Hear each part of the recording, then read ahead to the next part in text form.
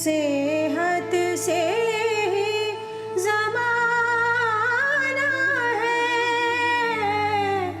आ, आ,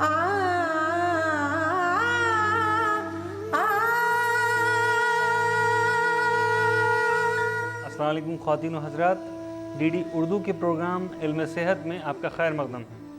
आज के इस प्रोग्राम में हम एक ख़ास और अहम मुद्दे के बारे में जानकारी हासिल करेंगे। एक बहुत पुरानी कहावत है कि जैसा अन्न वैसा मन, और यूनानी सिस्टम ऑफ मेडिसिन इस बात पर ख़ास तवज्जो देती है। हमारे खान पान का सीधा असर हमारी सेहत पर पड़ता है। एविसेना या इब्ने सेना, जो कि इस मज़मून के जाने माने मज़मून निगार रहे हैं, उनके मुताबिक ज़्यादातर बीमारियां हमारे गलत खान पान और तौर तरीक़ों की वजह से ही शुरू होती हैं। पेट बीमारियों का घर है और सही खान पान ही इसका इलाज। आइए आज के इस प्रोग्राम में हम डाइटोथेरेपी यानी इलाज बिल ग़िज़ा के बारे में और जानकारी हासिल करते हैं। ग़िज़ा की तारीफ़ तिब्बे यूनानी में इस तरह की जाती है, ग़िज़ा वो चीज़ है जो बिल मादा असर करती है, यानी वो बदन के अंदर जाकर बदन की हरारत और रुतूबात से मिलने के बाद छोटे छोटे टुकड़ों में मुनक़सिम होकर जुज़्ज़े बदन बन जाती है। ग़िज़ा के ज़रिए से ही बॉडी को न्यूट्रिशन मिलता है, ग़िज़ाइयत मिलती है। और ग़िज़ाइयत अगर पूरी तरह से ना मिले, क्योंकि इंसान मेहनत करता है, काम करता है, उसकी दौड़ धूप होती है, तो उसके लिए ग़िज़ाइयत और एनर्जी की ज़रूरत पड़ती है। खाना पीना मोतदिल होना चाहिए, नॉर्मल होना चाहिए, और जितना खाना चाहिए और जो खाना चाहिए वो अपने लिहाज से मुंतखब करना चाहिए। पानी की भी मकदार जितनी ज़रूरी है वो पानी भी हमको रोज़ाना पीना ज़रूरी है। जिस अंदाज़ की उसकी ड्यूटीज़ हैं, जिस अंदाज़ का उसका हरकत व सुकून है, उसी लिहाज से उसको ग़िज़ा की ज़रूरत पड़ती है। इसका ख्याल रखा जाना चाहिए कि हम फिज़िकली यानी जिस्मानी एतबार से कितनी मेहनत कर रहे हैं, तो जिस कदर हमें यानी मेहनत कश जो इंसान होगा, जैसे मज़दूर कोई इंसान है, लेबर है, तो जाहिर है कि उसको थोड़ा यानी सकील ग़िज़ा दी जा सकती है। ख़ास तौर से राजमा है, उड़द है, नॉन वेज में चिकन मटन वगैरह, और इसी तरीके से जो है बैगन है, गोभी है, भिंडी है, अरवी है, ऐसी ग़िज़ाएँ और पराठे वगैरह का भी हम उसको सिफारिश करते हैं कि इस तरह के लोगों को जो जिस्मानी मेहनत ज़्यादा करते हैं उनको जो है सकील ग़िज़ा ही चाहिए। और जो लोग खामोशी से अपने ऑफिस में बैठे हुए हैं, जिनको कम से कम फिज़िकल काम करना है, जिस्मानी काम करना है, तो उनके लिए लाइट ग़िज़ा ही लेना बेहतर है। तो इस लिहाज से अगर अच्छी ग़िज़ा वो नहीं लेता है और एनर्जी उसके अंदर कम हो जाए, या जितनी एनर्जी की उसको ज़रूरत है उतनी ग़िज़ा अगर ना मिल पाए, तो आदमी फिर बीमार होने लग जाएगा। तो इस लिहाज से काम के लिहाज से, एक्टिविटीज़ के लिहाज से उसको ग़िज़ाइयत का मिलना ज़रूरी है। तिब्बे यूनानी के अंदर आम तौर पे उसूल इलाज 4 तरीक़े इलाज हैं, जिसमें इलाज बिल ग़िज़ा, इलाज बिल दवा, इलाज बिल तदबीर और इलाज बिल यद से इलाज किया जाता है। तो सबसे पहला जो उसूल इलाज है वो इलाज बिल ग़िज़ा है। तो इलाज बिल ग़िज़ा के अंदर आम तौर पे हम लोग क्या करते हैं, ग़िज़ाओं के अंदर कुछ रद्द बदल करके उसके अंदर चेंजेस लाके हम लोग मरीज़ को उसके मिजाज के मुताबिक, उसके मर्ज़ के मुताबिक हम लोग ग़िज़ाओं से ही इलाज करने की कोशिश करते हैं। यानी मौसम के एतबार से, जिस्म के एतबार से, उम्र के लिहाज से, मर्ज़ के लिहाज से किसको कौन सी ग़िज़ा देनी चाहिए, इसका बहुत सलीक़े से सब कुछ बयान किया गया है। तो हमारे पास जो मरीज़ आते हैं, दवा के साथ हम उनको समझाते हैं कि कौन सी चीज़ ज़्यादा खाएं, कौन सी चीज़ ना खाएं। यूनानी तरीक़ा इलाज में एक और ख़ुसूसियत है जो किसी और पैथी में नहीं, ग़िज़ाई दवाई और दवाई ग़िज़ाई। ये ऐसे मौजू हैं जिन्हें तिब्बी नज़रिए में समझना बेहद ज़रूरी है। यूनानी में सबसे एक बड़ा कॉन्सेप्ट जो है, जो किसी और पैथी में नहीं है, जो कहीं नहीं है, वो दवाई ग़िज़ाई का भी एक कॉन्सेप्ट है और ग़िज़ाई दवाई का भी एक कॉन्सेप्ट है। दवाई ग़िज़ाई का मतलब है ऐसी दवाइयाँ जो कि ग़िज़ा के तौर पर भी इस्तेमाल की जाती हैं, और ग़िज़ाई दवाई ऐसी ग़िज़ाएँ जो दवाई के तौर पर भी इस्तेमाल की जा सकती हैं। ऐसी ग़िज़ाएँ जिसमें ग़िज़ाइयत ज़्यादा हो, दवाई अज़्ज़ा कम हो, तो उसको कहते हैं ग़िज़ाई दवाई। ग़िज़ा को उसके साथ पहले लगाया जाता है। ग़िज़ाई दवाई में अगर जैसे हम देखें तो बादाम हो गया, या जो हरी पत्तेदार सब्जियां होती हैं, वो हम ग़िज़ा के तौर पर इस्तेमाल करते हैं, लेकिन उनकी दवाई अहमियत भी उतनी ही है। कुछ ऐसी दवाएं होती हैं जिसमें ग़िज़ाई अज़्ज़ा भी होते हैं, लेकिन मोस्टली वो दवाएं इस्तेमाल होती हैं, तो उसको कहते हैं दवाई ग़िज़ाई। दवा का पोर्शन पहले लिया जाएगा उसमें। काली मिर्च हो गई, या हल्दी हो गई, या सौंठ हो गई, ये ऐसी दवाएं हैं जो ग़िज़ाई के तौर पर भी यूज़ होती हैं। अंडे को हम लोग ग़िज़ा के तौर पर भी इस्तेमाल करते हैं और अंडे का तेल दवा के तौर पर बालों को लगाने के लिए इस्तेमाल करते हैं। जैसे अनार है, अनार को हम लोग ग़िज़ा के तौर पर भी इस्तेमाल करते हैं, या फिर उसको सफ़रे के जोश को, गलबे को दूर करने के लिए उसका जूस भी या आब अनार भी बना के पिलाया जाता है। तो इस तरह इन चीज़ों को ग़िज़ा दवाई और दवा ग़िज़ाई कहा जाता है। जैसा कि अब तक हम समझ पाए हैं कि तिब्बे यूनानी में मिजाज की बड़ी अहमियत है। सिर्फ इंसानों का ही नहीं बल्कि खान पान की सभी चीज़ों, यहाँ तक कि दवाओं का भी अपना मिजाज होता है, और यही मिजाज इलाज की बुनियाद है। तिब्बे यूनानी में मिजाज का बहुत इंपॉर्टेंट कॉन्सेप्ट है, जिसके अंदर इंसान के मिजाज को ध्यान में रख के हम लोग मरीज़ों को ग़िज़ाएँ देते हैं। सो आम तौर पे जो ग़िज़ाएँ मौजूद हैं उनका मिजाज या तो गर्म खुश्क होगा, या गर्म होता है, सर्द और खुश्क या सर्द होता है। आदमी का मिजाज जिस तरह से, या मरीज़ का मिजाज जिस अंदाज का होता है, या इसी तरीके से बीमारी का जो मिजाज होता है, उसी के लिहाज से ग़िज़ाएँ और दवाओं का इंतखाब कर करके और उनको दिया जाता है। दही बहुत फ़ायदेमंद चीज़ है, लेकिन जिन जिस्मों में बलगम का ज़्यादा फॉर्मेशन होता है, अगर वो लोग बलगम इसका दही का इस्तेमाल करेंगे तो यकीनन उनके लिए नुकसानदेह होगा। तो उनके लिए जो है ऐसी ग़िज़ाएँ जो गर्म हैं उसकी सिफारिश की जाती है। गर्म मसाले और ज़ाफ़रान, दूध, घी, मक्खन वग़ैरह, मछली, अंडा, गोश्त, नॉन वेज के लिए ये हम उनको सिफारिश करते हैं। इसी तरह से जिस जिस्म में सफ़रा का फॉर्मेशन बहुत ज़्यादा होता है, अगर वो अंडे और गोश्त का इस्तेमाल ज़्यादा करेंगे तो यकीनन उससे उनकी जिस्म जो है गैर मुतदिल हो जाएगा और उनके जिस्म में गर्म बीमारियां लाहिक होने शुरू हो जाएंगी। आदमी का मिजाज गर्म है तो जाहिर है कि अगर वो गर्म चीज़ें इस्तेमाल करेगा तो उसको उससे परेशानी होती है। तो इस लिहाज से जिन लोगों का मिजाज गर्म है उनको ठंडी चीज़ें एडवाइज़ की जाती हैं, ठंडी ग़िज़ाएँ एडवाइज़ की जाती हैं। जो लोग अपने खाने पीने में ठंडी और खुश्क चीज़ों का ज़्यादा इस्तेमाल करते हैं, ऐसे लोग आम तौर पे सौदा से लाहिक होने वाली बीमारियों का शिकार हो जाते हैं। जैसे मालिन खोलिया है, मालिन खोलिया ये सौदा के गलबे की वजह से होता है। अब अगर ऐसे मरीज़ों को ठीक करना है तो फिर हम इसका एंटीडोट यानी सर्दी और खुश्की का एंटी यानी मॉइस्ट और हॉट टेम्परेमेंट रखने वाली दवाओं और ग़िज़ाओं का इंतखाब करेंगे ऐसे सौदावी अमराज को ठीक करने के लिए। जिन लोगों के अंदर तरावट ज़्यादा होती है तो उनको फिर ड्राई ग़िज़ाएँ इस्तेमाल कराई जाती हैं और गर्म ग़िज़ाएँ दी जाती हैं। जो बीमारी लाहक होती है जिसका इलाज हम आम तौर पे उसके इलाज भी ज़िद है ना उसके अपोजिट तरीके से करते हैं। तो ये आम तौर पे जो ग़िज़ाएँ हों या दवाएँ हों मरीज़ को जब देते हैं तो मरीज़ का मिजाज ध्यान में रख के उसके हिसाब से हम लोग फ़ैसला करते हैं। खाने की तासीर के अलावा उसकी मकदार भी ये तय करती है कि खाना हमें हज़म होता है या नहीं। सही मकदार और सही वक्त पर खाया जाने वाला खाना ही हज़म होकर हमें फ़ायदा पहुंचाता है। खाना वक्त से खाया जाए और जो जिस्म के मुताबिक खाने का तकाज़ा है वो खाना खाया जाए। इसलिए कि खाने की बहुत सी चीज़ें इस दुनिया में पाई जाती हैं, लेकिन हर आदमी के लिए हर खाना बिल्कुल सही नहीं है। उस आदमी के जिस्म को जो सा खाना सूट करता है उसके मिजाज के एतबार से, उसके अखलाक के एतबार से उसी खाने का इंतखाब करना चाहिए। यूनानी कंसेप्ट के लिहाज से 4 अखलाक होते हैं। उन चारों अखलाक के अंदर अगर एतदाल होता है तो सेहत कायम रहती है, और वो एतदाल बिगड़ जाता है तो बीमारी पैदा हो जाती है। मरीज़ के मिजाज और बीमारी के मिजाज का तयन कर करके और उसी लिहाज से उसको एडवाइज़ किया जाता है। और उसको किस तरह की डाइट की ज़रूरत है कि क्या ग़िज़ा इस्तेमाल करे वो। और इसमें ये भी हम ख़ास तरजीह देते हैं कि इस मरीज़ का मिजाज क्या है और दवा का मिजाज क्या है, दोनों मेल खाएंगे या नहीं खाएंगे। जो मादी बीमारियां कहलाती हैं जिसमें सफ़रा, सौदा और बलगम और दम में से किसी एक की कमी और ज़्यादती के नतीजे में होती हैं। अब इनके इलाज के लिए सबसे पहला तरीक़ा जो अतिब्बा ने बयान किया है वो ये है कि पहले उनकी ग़िज़ाओं में तब्दीलियाँ करके देखा जाए। ग़िज़ा के अतबार से हमारे पे बहुत ख़ास कॉन्सेप्ट है तर्क ग़िज़ा और तक़लील ग़िज़ा।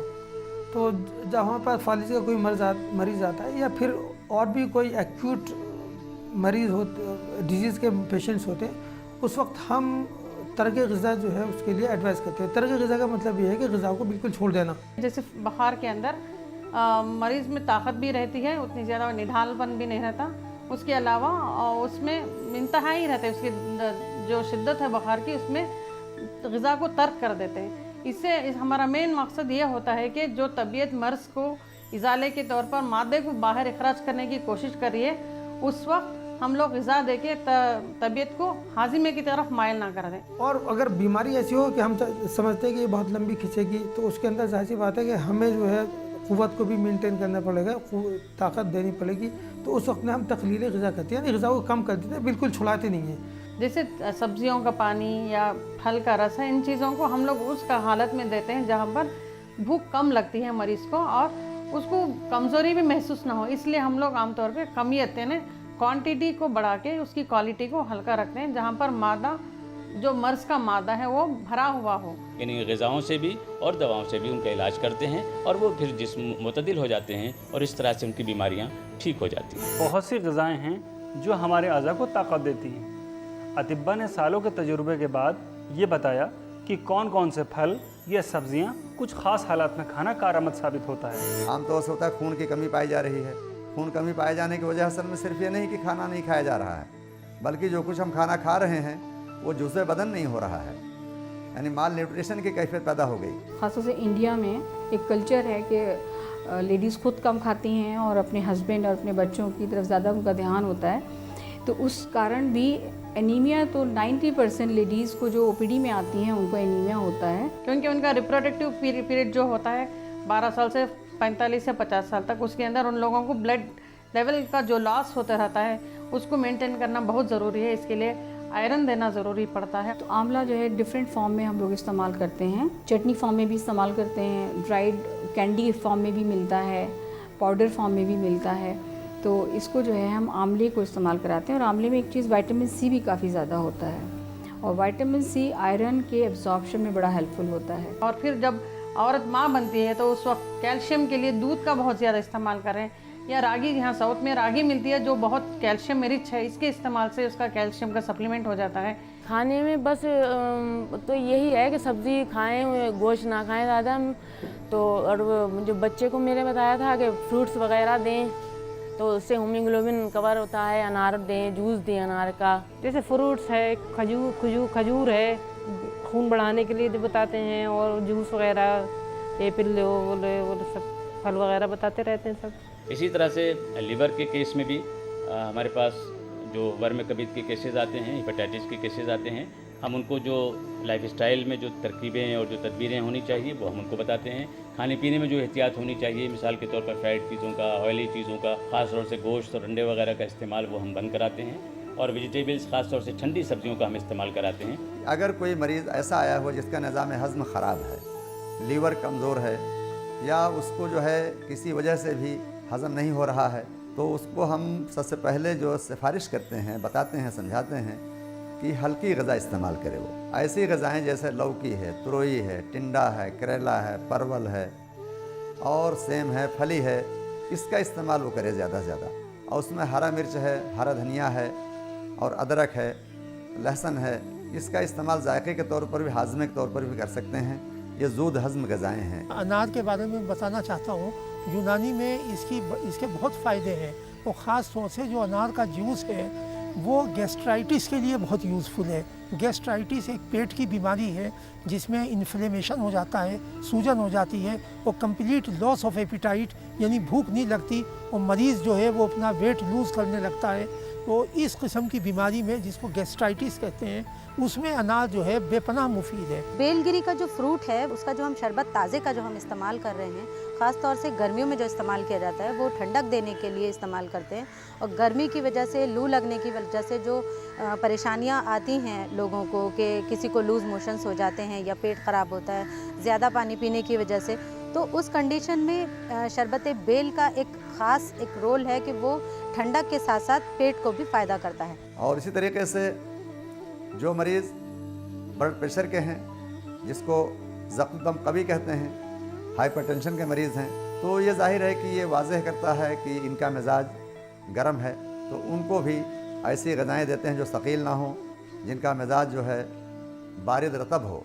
उसमें हम सलाद की भी सिफारिश करते हैं कि ऐसे मरीज़ों को जो है ककड़ी है, खीरा है, ये मुदर्र बोल के तौर पर काम करते हैं, और तरबूज़ है, खरबूज है, ये सब चीज़ें भी हम उनको रिकमेंड करते हैं। तरबूज जो है वो बहुत ही मुफीद है समर के लिए, और ये स्किन के लिए भी बहुत मुफीद है, और बहुत सी बीमारियों के लिए, जैसे लू लग जाती है तो इसका इस्तेमाल जो है दिन में एक दफ़े वो बहुत ज़्यादा मुफीद है और यूनानी में इसकी बड़ी फ़ायदे बयान किए गए हैं और इसमें वाटर की कंसंट्रेशन बहुत ज़्यादा है, विटामिन्स हैं और इम्पॉर्टेंट मिनरल्स हैं। परहेज़ बहुत ज़रूरी होता है हमारे यहाँ, इसीलिए हर बीमारी के साथ परहेज़ बताया जाता है। इसलिए मिसाल के तौर पर कोई बीमारी ऐसी है जिसमें कोई ग़िज़ा ऐसा इंसान ले लेता है जो उसको नुकसान करे। मिसाल के तौर पर आप सपोज़ कर लीजिए किसी को लूज़ मोशंस हो रहे हैं, अब उसने कौरमा खाना शुरू कर दिया, उसने तली हुई चीज़ें खाना शुरू कर दिया तो वो और एग्रीवेट हो जाता है, इसलिए उसको मना किया जाता है।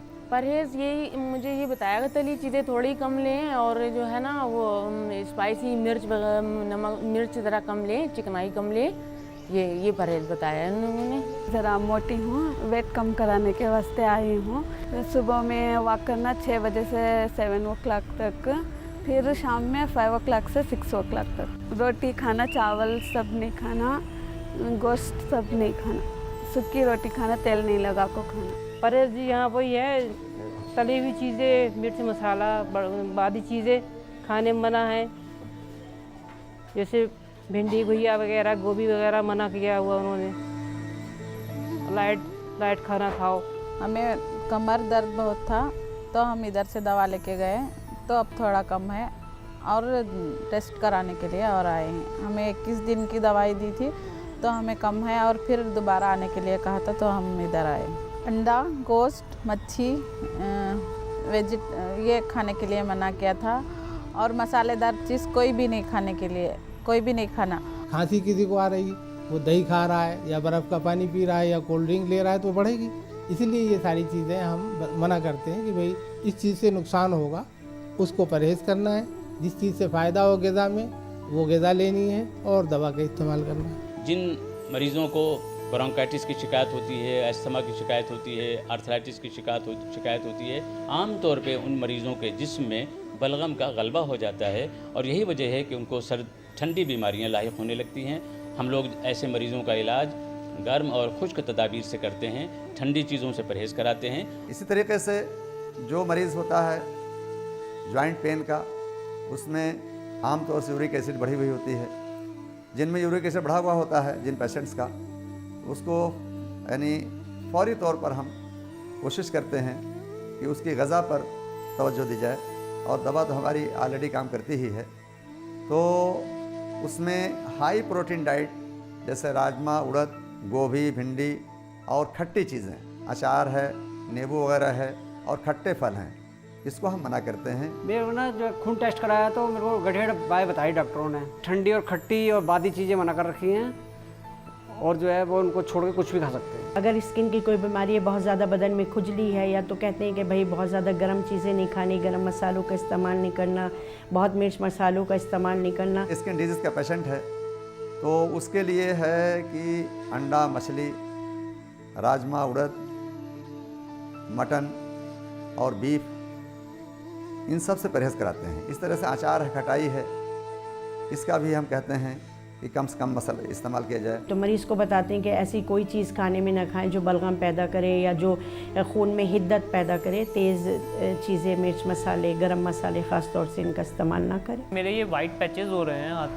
हाथ पे है, पैरों में है, ये मेरे को 10-11 साल से हैं। परहेज़ मेरे को बताया है यहाँ पर, एक्चुअली में इन्होंने एक प्लान भी दिया था कि इस तरीके से आपको ये खाना है, ज़्यादा चिकनाई की चीज़ें, मतलब खट्टा, इस तरीके की चीज़ें, मतलब कि जो जिसमें बैक्टीरिया वाली कोई चीज़, इस तरीके की चीज़ें मतलब थोड़ा मना किया है परहेज़ में। मतलब तेज़ मिर्च मसाला खाने के लिए, खट्टा चीज़ खाने के लिए, और ये थोड़ा सा बताया है उन्होंने कि इस तरीके से आप प्लान करें, इस तरीके से खाइए तो थोड़ा सा कुछ सही हो जाएगा। यहाँ पे मरीज़ों को जो खाना दिया जाता है वो खाना आमतौर पर मरीज़ के उसका जो मर्ज़ है उसको ध्यान में रख के उसको डिसाइड करते हैं कि किसको कौन सा खाना मिलना चाहिए। फॉर एग्ज़ाम्पल अगर कोई बीपी का पेशेंट है या कोई हार्ट पेशेंट है तो उनमें ये ध्यान रखा जाता है कि चावल बिल्कुल सॉल्टलेस रहे, इसलिए हम लोग आमतौर पे चावल में नमक ही नहीं डलवाते।